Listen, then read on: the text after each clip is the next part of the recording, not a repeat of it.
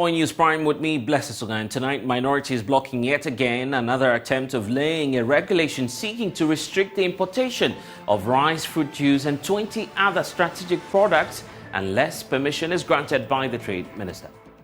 The NDC will criticize it and will do whatever it takes. The only problem we have is that the Constitution places a limitation on us because it is an ally. It can be laid without us having any major inputs. Well, there's more from the minority as it demands that President Akufo-Addo causes the withdrawal of this regulation.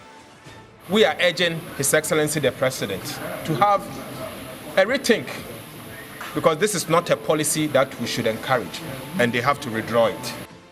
And it's been a busy day in Parliament as the Majority Leader, Osei Mensah-Bonsu, is fighting claims that he is campaigning to be running mate to Dr. Mahmoud Bawumia. I'm not involved in campaigning for running mate position. There's a lot more from Parliament shortly. Also, the General Secretary of the National Democratic Congress tonight is indicating that the 2024 general elections will be about integrity and competence of the flag bearer and not religious tokenism. Condemning religious tokenism. But it appears as if even in this emergence of Bawumia, our friends in NPP are gradually trying to again stoke up the same religious tokenism. To now picture him as a religious person. But listen, we are not choosing an imam to be a president of Ghana. And thanks for joining us tonight. The minority in Parliament say President Akufo-Addo must immediately cause the withdrawal of the regulation seeking to restrict the importation of rice, fruit juice, margarine, cement, fish, sugar, and some 16 other strategic products. The Trade Minister, who is pushing the regulation, hopes that it will help the cedi appreciate and grow local industries. Per the regulation, any person seeking to import the selected products will first of all require the permission of the Trade Minister. Addressing journalists, the minority leader described the regulation as a bad policy which must be withdrawn immediately. Going forward, if you want to import rice, sugar, diapers, poultry, and a number of items, approximately 22 selected items, you will need to go to the Ministry of Trade and Industry and to see a committee that will be constituted by the minister before a permit will be given to you. This, I think, is a dangerous practice. It has happened before in this country. And you recall that in 1967, a commission of inquiry was established. Justice Olenu's committee was established. And that committee was to identify the corruption and malpractices relating to import licenses. The report was clear that that practice is outmoded and it cannot be continued because people use it for the purposes of rent seeking. This government is taking us back to 1967 once again. President Akufo-Addo. I'm worried that a time will come, if you are not an MPP member, you will not even get a license to import something to this economy. That is unacceptable. Ghana is a member of the World Trade Organization. This practice, the World Trade Organization frowns upon it, and it's a clear violation of the practices of world trade and international trade, and it should not happen. We are urging His Excellency the President to have a rethink because this is not a policy that we should encourage and they have to withdraw it. In fact, we in the NDC will criticize it and will do whatever it takes. The only problem we have is that the Constitution places a limitation on us because it is an ally and it will mean that it can be laid without us having any major input. Well, there's more actually from the minority as the Deputy Emmanuel Ama Kofi-Boa says government cannot restrict the importation of the selected goods when its one district, one factory policy has failed to manufacture such goods locally. The 1D, 1F as yesterday I stated, the clear objectives there, apart from creating jobs, was supposed to really have created industries in every district in Ghana in a way that we will really add value to all the products we produce. The Minister of Finance has simply said in his statement that our import bill for 2023 was $10 billion. The 1D1F has not been able to clear even one product. We are not able to say that as a result of the 1D1F, because of that, today we are not importing into Ghana one of these products. We are not able to say that because of planting for food and jobs after we spend all these billions. So if we want to solve the problem of our import bill, the reason why this is being done, we must address it honestly. That's where we are. But to go back to a very discredited and outmoded licensing regime that has created corruption. You know, the Olenu report has said it. It's a rent-seeking behavior. You don't put politicians in charge of issuing licenses. You know what the outcome will be. We've gone past that. And we are saying that this government must not encourage it. Well, these are the concerns of the minority, and in spite of all of this, the majority side tried to actually lay the regulations despite the opposition from the minority side, and this was blocked yet again. Truth be told, the regulation before us is an export and import restrictions on importation of selected strategic products, Regulation 2023. The Speaker, we on this side have met on the regulation. Mr. Speaker, honestly, we have concerns, serious concerns. And the chairman of the subsidiary legislation, after prelaying, has accordingly briefed us. And we have taken a position as a caucus on this matter. Mr. Speaker, we believe that the regulation before us is not in the interest of importers and the country. Mr. Speaker, we are not going to go into the detail now, but we are requesting the Honourable Minister responsible for trade and industry to have a meeting so that we can all sit and deal with the issues concerned. Mr. Speaker, honestly speaking, I've engaged the majority leader on the matter. Mr. Speaker, I don't hide my feelings on issues. And as it is, Mr. Speaker, the regulation is not in the best interest of the country. And truth be told, we have a strong exception to the regulation before us, and we believe that we should tread cautiously on the matter. Speaker, I urge you that in order not to turn the House into something that we don't like, please, let's stand this down, do further consultation on the matter before we take it. We may take it eventually, but there are issues that we need to resolve. Also, the minority was successful at that attempt, but what does industry think about this very policy? Let's hear from two individuals. Samson Asakia Wingobit is Executive Secretary of the Importers and Exporters Association of Ghana. John Awuni is Chairperson of the Food and Beverages Association, all joining the conversation tonight. And John Awuni, it's a good time to be speaking to you, knowing that your members, as you're indicating to us, have been expressing some sort of a worry about this very, importation restriction. But what are your fears now, and have you commenced at least some level of engagement with government on this? Thank you. So I was saying that we are very amazed that this regulation is being laid before Parliament for the people representatives to approve it for it to be implemented on Ghanaians. Clearly, we have not been consulted. Clearly, the country is not ready for that. In all fronts, Ghana has not prepared for such situation.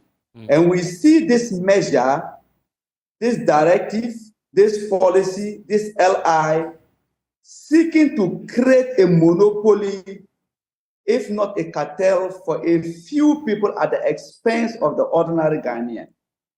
You cannot lay before the people representative this particular kind of policy when the country is battling with high food inflation, when the country is battling with continuous, if not daily, depreciation of the currency and the disposable incomes of the people. You cannot lay a policy like this when this country has not stored even a single grain of rice or maize or chicken or fish or goats or any livestock. Yeah, but I guess, John, you've listened to the explanation from the government, the clear point about why they're doing this, the appreciation of the Ghana cedis. The argument is it will eventually help your members. You do a lot more importation, and a stronger cedi will help your business. Listen, this is just a scam. They are trying. Nobody, they should not use anybody for their selfish interest. Quota system is a corrupt system. Quota system has been tried in the past, and like the minority said in the video you showed, even as far back 1967, it was observed to be a system that creates corruption and breeds corruption. If 1967 corruption was cited with this system, what do you think of its situation now in 2023? It happened in recent times in 2012, 2013 regarding chicken, and it was found to be very corrupt. As we, the players, saw it, it shot food price, chicken prices from 40 cedis to 70 cedis to 80 cedis because the people in charge were taking monies from those who sought to get the permits approved. I basically think technically, our challenge in this country is a supply problem, but not a demand problem. They cannot use quota to boost production of rice. They cannot use quota to boost production of fish. Neither can they use quota to provide day-old chickens to the poultry farmers that are daily looking for day-old chickens and they cannot find. They cannot use quota to provide poultry feed at good cost to the poultry farmers. Our basic problem in this country has to do with high cost of production and production rigidity, not demand.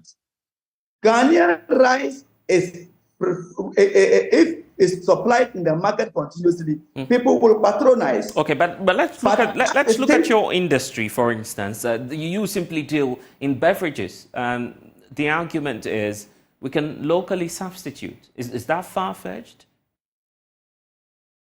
Listen, there's no local substitute. Even the people, the AGI group of groups, members that claim that, well, they should support, they should protect them, and they can produce locally to satisfy demand.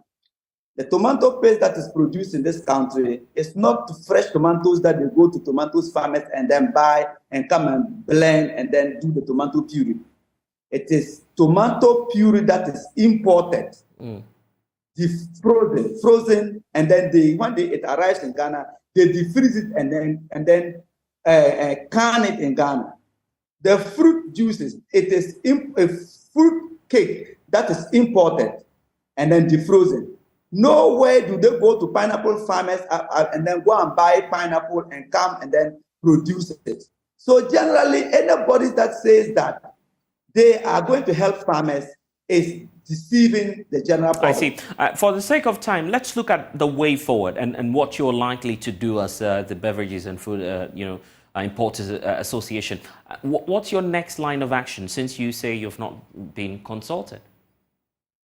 Well, our next line of action that we are calling on the people's representative parliament to throw it out as they did today.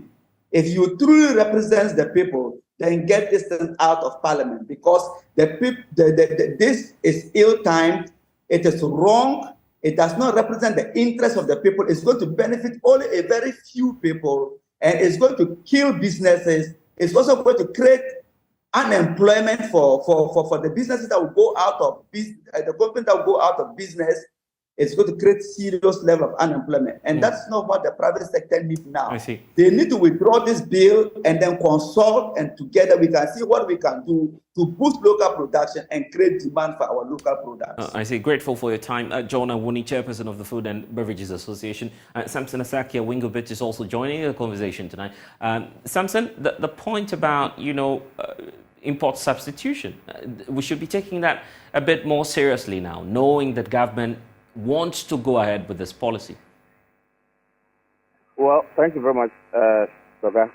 Good evening, and good evening to your listeners, and good evening to my senior comrade, John Awone from the Food and Beverages Association side. Yes, that's true. I think that if as stakeholders we say that, I've heard Mr. John Awone on the other side, if you say that we were not consulted, I think that would not be a true picture.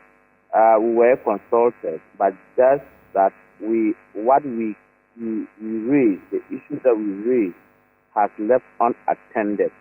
The government did not consider. It was just like we were engaged by the finance ministry concerning the 2024 budget, and at the end of the day, when the budget was presented, some of the things that we raised was not found its way to the budget. That's exactly what is happening. We said the policy was the LI 2023 that they were preparing to go to Parliament to lay before. For the people, when you look at the intent, it's good. We support it in principle, but we raise issues in regards to if the LI has been approved by Parliament. Are they going to implement it outright? Are they going to put moratorium? Are they going to tell us that what are the statistics of product that they are trying to curtail? We have it here as a people of Ghana. We raised the issue that there is a lacuna in regards to rice outgrowers. We know for sure that if you go to the northern part of Ghana, a place called Yakabakuburu, where it is a rice farming community, there is no any rice processing plant situated or located within that community. Where you can find a rice processing plant is sitting far away in Tamale. And Yakabakuburu to Tamale, by the time they will harvest the rice and take it there, it will get dried. By the time it get dried, then they got to the processing plant. When they want to process it, we'll see. Okay. So your argument basically is that this is not the right timing for government to proceed with this. Yes, because we are asking for government to give us statistics of what we have, the commodities that we intend to ban.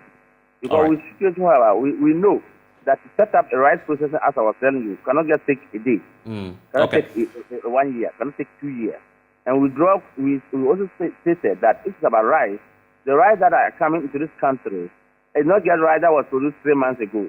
Probably there's rice that have been produced 2 years ago, 3 years ago, 4 years ago.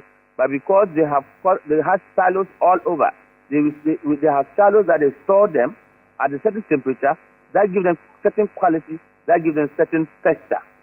As we speak, we do not have silos all over the country that can keep the rice in that quality. We said that even the poultry processing, the processing plants are not even found. If you go to the Bono area, poultry farmers will tell you that they don't have the processing plant there. All right. Again, we said poultry farmers even also raised in regards to poultry product feed.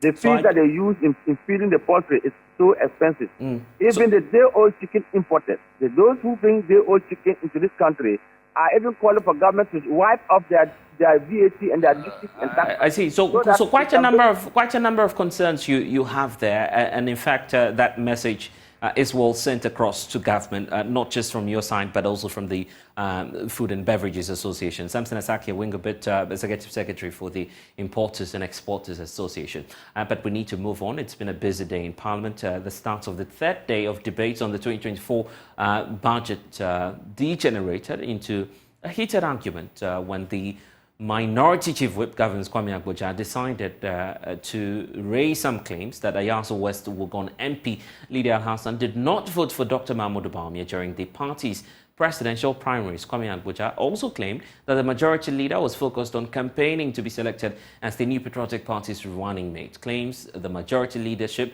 took strong exceptions to, but there were also some comments on roads and illegal mining. Here's a wrap of today's budget debate in Parliament. The 2024 budget debate started with a bang today. That is the third day we heard from the NPP MPs clashing with the Minority Chief Whip, who had argued that Osei Mensah was campaigning to become the running mate to Dr. Mahmoud Bawumia. We also heard from Lydia Hassan, who took exception to claims that he did not vote for Bawumia in the NPP presidential primaries.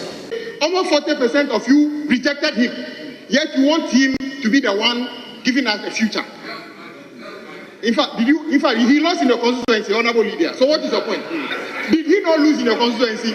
He lost. He lost even Honor Afenyo's constituency. You and him didn't vote for him. As for majority leader, he probably voted for him because he wanted to be running mate. But you didn't vote for him. That there is no contest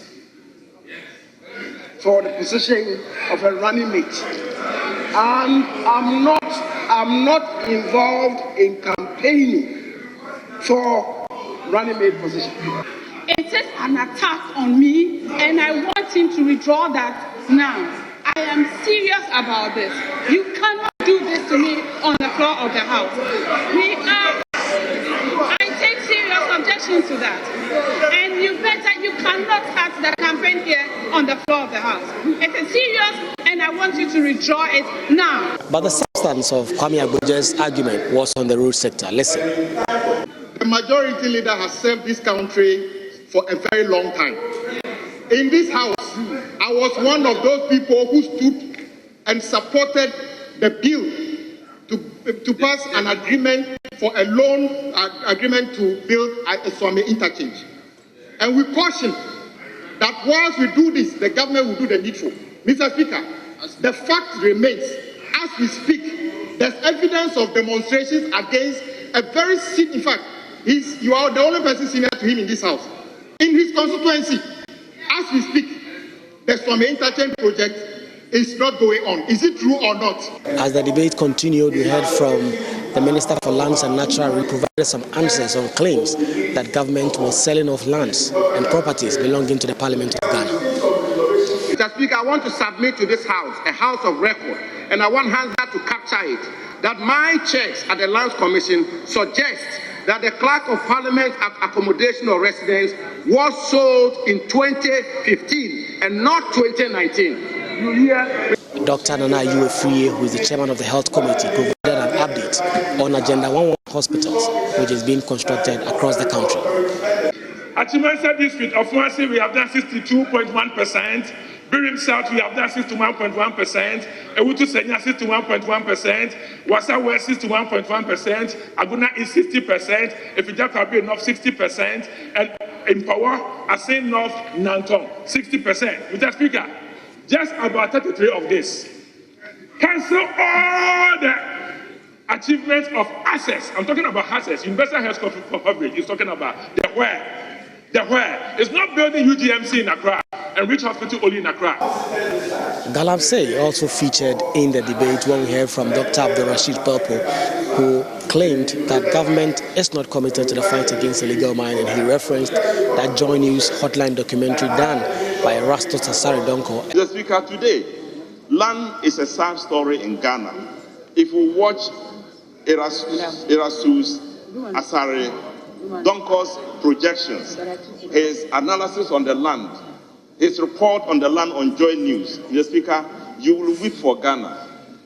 The rivers are going, the lands are destroyed, even reserved areas which the president had marked as no-go areas, red lines. Mr. Speaker, they are mining in those areas. If anything we've seen in the last 3 days is anything to go by, it clearly shows you that the debate is turning away from the budget and there is more political issues that is being discussed. The Speaker of Parliament has cautioned MPs on both sides to stick to the budget and not do politics. Reporting for Joy News, Kweku Asante, Parliament House, Accra.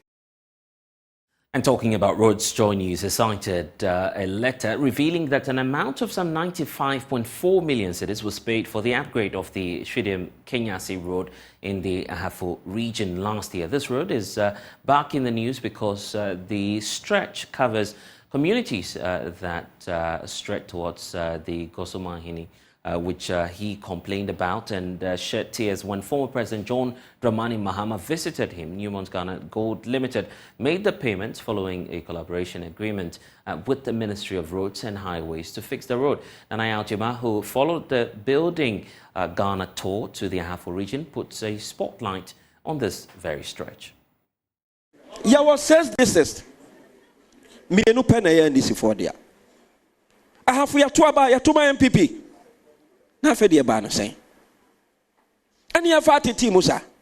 The letter cited by Joy News is in response to an invitation by the Kenyase community to the mining firm operating in its catchment to answer questions on the road.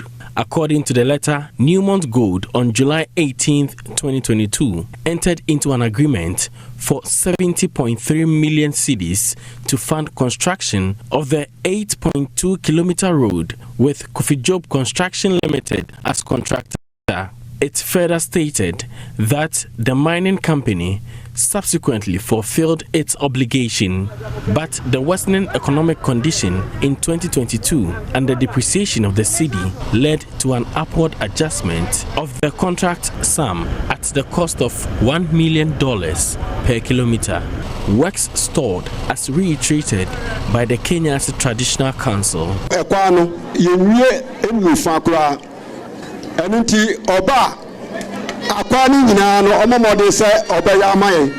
trip of the John Mahama convoy to Kenyasi through Shidim was bumpy and dusty. It took much tact for the drivers who were new to the road to navigate their way through the pothole-riddled terrain despite riding in Land Cruisers. It currently remains unclear where money paid for the construction is certain. Newmont for trio musika so antuminka ya din ya te ho. Newmont for trio musika dom timi de ye. There was a tuama Newmont was a ban tuama Kofi Job no ye no. And na ban Kofi Job atuma ansa ne ma nyina kɔ. Wadi aban sika anke anche no. Newmont for se mama mi tua sika nyina ma Kofi Job. Na se da bi tuato ya kanso mansa. Kofi Job here almost 39 billion. No dia wie adwuma no. And was se no ma nyina kɔ. Na mi no kra menka no kra. Former Minister for the region, Eric Opoku, attempts an answer. Abanji's canon swa. What the acquire the fofro? No. Abaya 419. Abaya 419.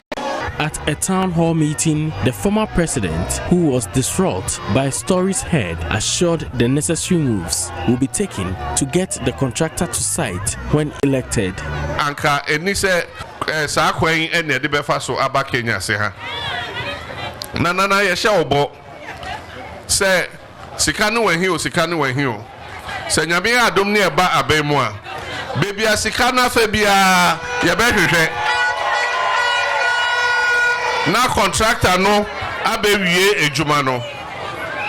So bi nso na amene sika na ene ye be ma na afi sika no.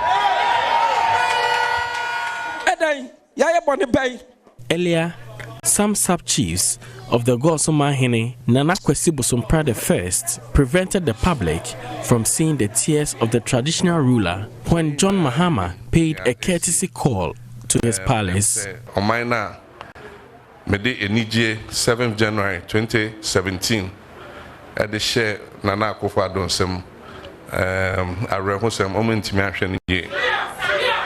Abantina say no se there be kwan na NDC government dia mama no ohu se contract no ankoko ye.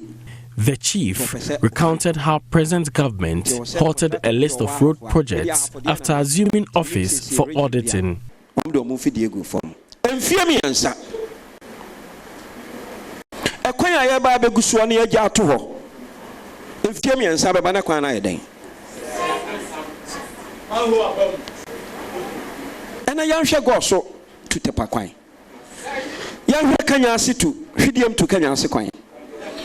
Young Gamian on 1 number 2 to Domaquanum. But dear Cocradia, any a bobo. Saquine in us, I say. Into a bronize, Saquano, Sicana Ashen, who cosa. At Goso, construction of a dual carriage road has halted for unknown reasons. The contractor, after the construction of drains and other civil works, has abandoned the site, leaving some equipment behind. This has become a worry to many, including these dressmakers along the dusty road. And then say ya water so.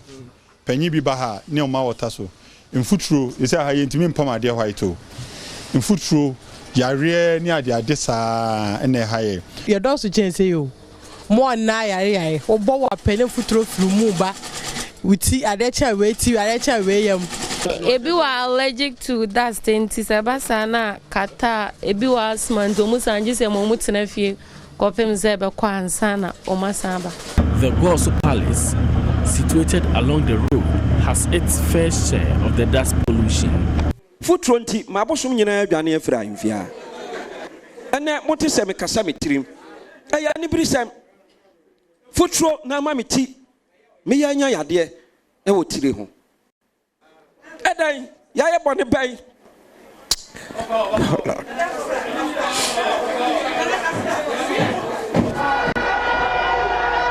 Ending his tour of the region, John Mahama assured the roads will be of concern to his government when successful in the election. Mitimi who say ne hamu titru ewa ahafo ha ene mo akwan. Enti nyame adom ye bampo ne entimi anye hwe esiesie mo akwan nyina ama mo a em say eyade a ye ni beso. For Joy News, Nana Ojima, Ahafo region. And back here in the studio, you're watching Joy News Prime with me, Blessed Sugan. Still ahead, the General Secretary of the National Democratic Congress says the 2024 general elections is about integrity and competence, not religious tokenism. Condemning religious tokenism. But it appears as if even in this emergence of Baumia, our friends in NPP are gradually trying to again stoke up the same religious tokenism. To now picture him as a religious person. But listen, we are not choosing an imam to be a president of Ghana.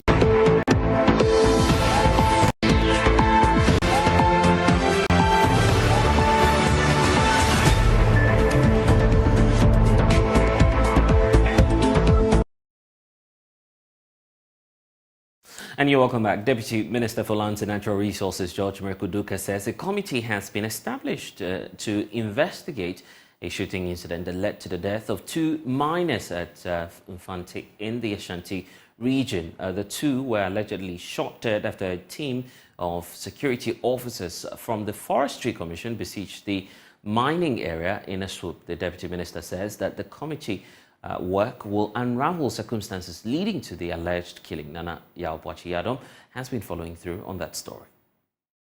In what appeared to be a raid on illegal miners, a task force of the Forestry Commission invaded a mining site at Infante on Friday, November 10, setting ablaze mining equipment, including chamfan and other earth-moving equipment. A shooting incident on the day led to the death of 2 brothers, while 4 others sustained injuries. Family of the deceased and community members at Pokukrum have been calling for justice to prevail on the alleged shooting. Speaking at the commissioning of a community mining scheme in the Bosome-Freo district, the Deputy Minister for Lands and Natural Resources, George Merkuduka, said a committee has been established to investigate the incident. I wouldn't want to preempt the outcome of the report. We've set up a committee to investigate the matter, and I believe they've been on the field, they are working on it, and they will bring back the report for us to, in a way, disaggregate it. And when we go through and anybody is found culpable, the person will be dealt with accordingly, because nobody is above the law. We need to follow the principles and spirit of the law to deal with some of these things. So we've set up a committee, and it's very unfortunate. We send our deepest condolences to the bereaved family, and we believe will not just sweep it under the carpet, make sure that we deal with the matter so moto. Meanwhile, the Deputy Minister has dismissed allegations that the government is setting up the community mining scheme as a cover-up to illegal mining. This is well thought through projects by government. We have an operational guide that guides the activities of the operators, and for that matter is different from Galamsey. Galamsey basically means illegal mining, and this is not illegal. This is a form of regularizing the illegal mining. So we are using this model to bring all the teaming youth together to guide them to mine responsibly, and that has been the aim of community mining. The Member of Parliament for the Bosomefreho constituency, Akwesi Dako Boateng, prevailed on his constituents to help curb illegal mining activities in the area. There's so many things that the community is demanding, and I think this is going to help them. So I told them that just make sure that you inform the people that they won't mess your water up if that is the source of the place that you get water to consume. They should make sure that they keep the place intact. I mean, this is not a problem. For Joy News, my name is Nana Boachi Dankwa Kumasi. Let's talk politics now. General Secretary of the National Democratic Congress, Fifi Fiavikwete, has strongly indicated that the NPP's attempt to stoke religious tokenism with the selection of Dr. Mahmoud Bawumia as the flag bearer cannot win them the 2024 general elections. Fifi Fiavikwete observed that the contest is to elect a president, not a religious leader. He, however, states that the 2024 general elections hinges on the competence and integrity of the flag bearer. Condemning religious tokenism. But it appears as if even in this emergence of Bawumia, our friends in NPP are gradually trying to again stoke up the same religious tokenism. To now picture him as a religious person. But listen, we are not choosing an imam to be a president of Ghana. It's interesting to hear you say that, because they would argue that their flag bearer, their candidate, is trying to be a uniting force.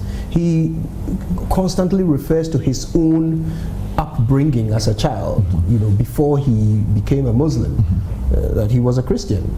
He had a Christian name.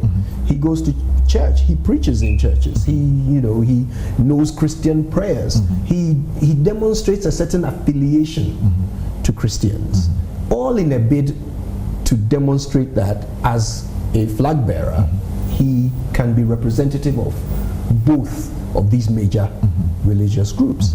So, are you sure that they are the ones bringing division on the lines of religion, or is it not, people who perhaps share your view? No, if, for example, you go and make an appeal to your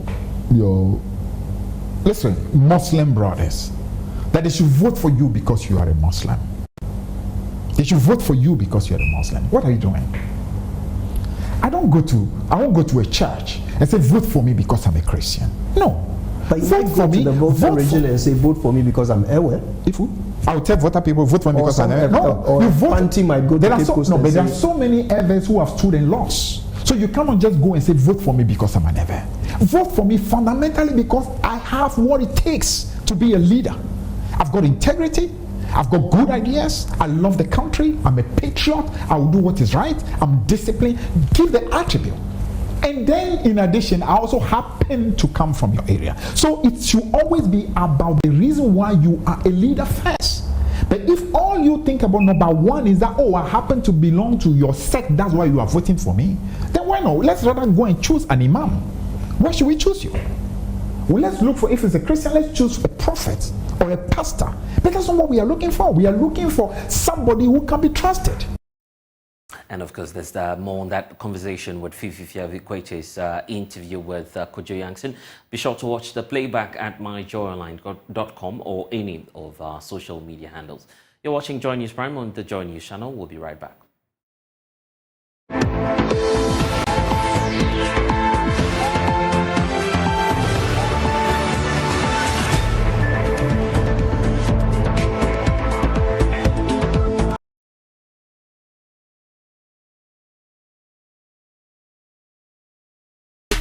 And you know what time it is? Time now for showbiz. Jackie is here with the latest in the world of entertainment. Yes, indeed. All right, Blessed. Before we go in, if you were to be the president of any country, what would you do? Any country? No, I'm Ghanaian first of all, so I have to be a Ghanaian president. Yeah. But 2024 is around the kind of okay. I think there's this slogan, Obiabe Didi.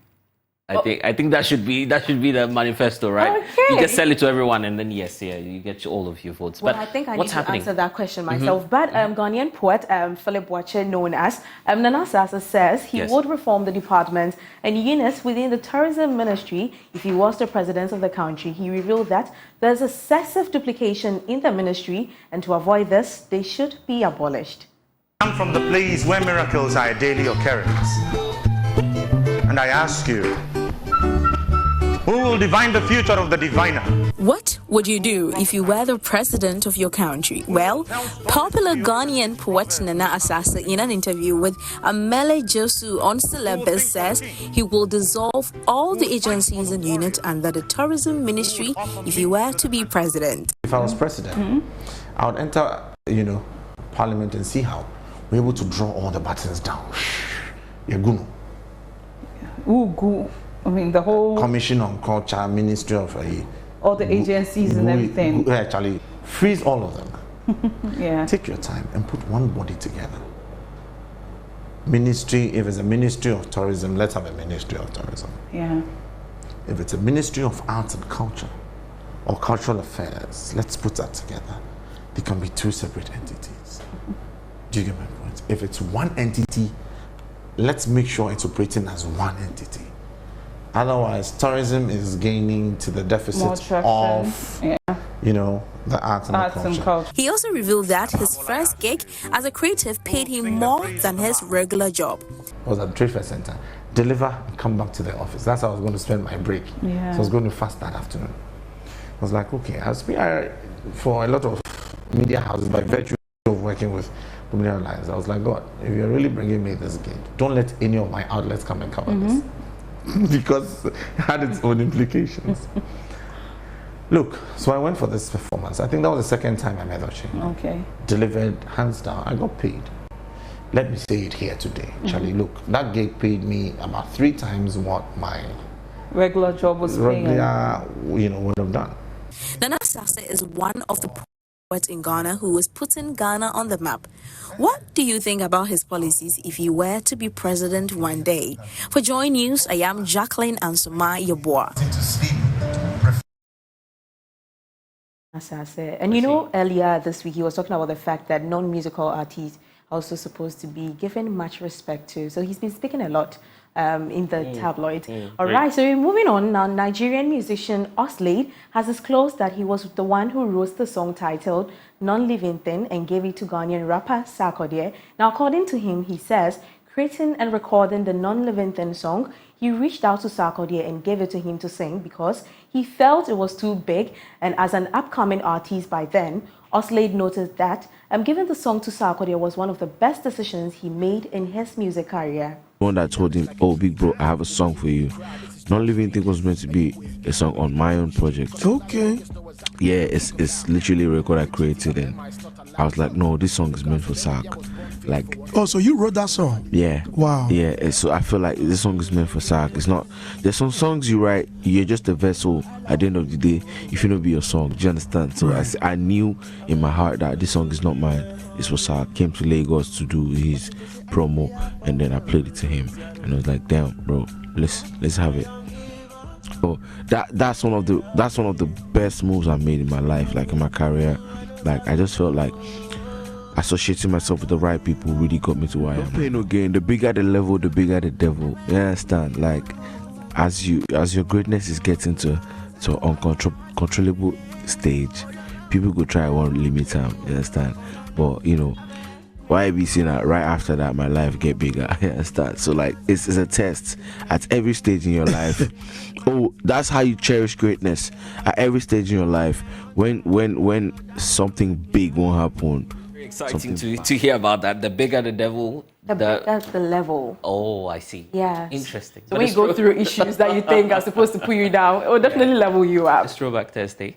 Yes. Now, movie making several decades after its interception into Ghana, it has several changes and has some amazing productions. Introduced in the early Gold Coast era, film in Ghana can boast of talent, exploitation, and exposure, and some globally applauded indigenous projects. Over these periods, the film industry in Ghana has treated citizens to some amazing and breathtaking movies, after its first independent movie, Love Brewed in an African Port, directed by Cole Ansa. For those who lived the moment in the 80s, David Donto. And we have KSM's twin sister. I see. She was the main character there.